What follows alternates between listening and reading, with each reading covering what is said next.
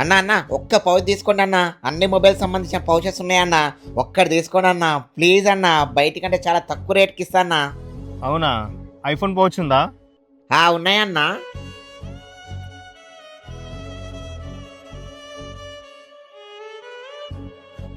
ఇదిగో అన్న. ఎంత? అన్న 100 రూపాయలు అన్న, బయట అయితే 300 అమ్ముతారన్న. 100 రూపాయలు అన్న, 100 రూపాయలు తీసుకో అన్న. అవునా?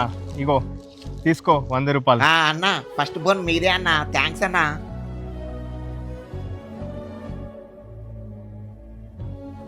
సరే అన్న. ఏం మనుషులరా మీరు, కళ్ళు లేని చూసి మోసం చేస్తారా? చ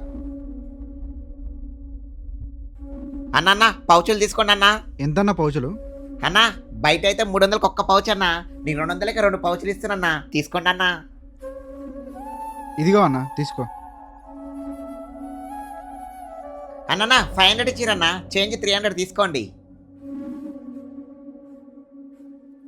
ఇంత కరెక్ట్గా చేంజ్ చేస్తున్నామన్నా, మరి ఇంతమంది వాడు మోసం చేసినప్పుడు గల్లబట్టి అడగచ్చు కదా.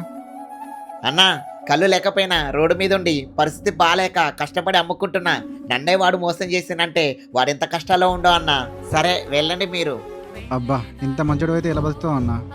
ఎండ చాలా ఎక్కువగా ఉంది, ఇంటికి వెళ్ళిపోవచ్చుగా అన్న. అన్న ఇంకొక 3 పౌచులు ఉన్నాయన్న, ఇవి అమ్ముకొని ఇంటికి వెళ్ళిపోతా అన్న. థ్యాంక్స్ అన్న. అన్న అన్న పౌచులు తీసుకోండి అన్న. అన్న అంధకారంతో ఉన్న వాళ్ళని ఆదుకోపోయినా పర్లేదు, కానీ అవమానించకండి.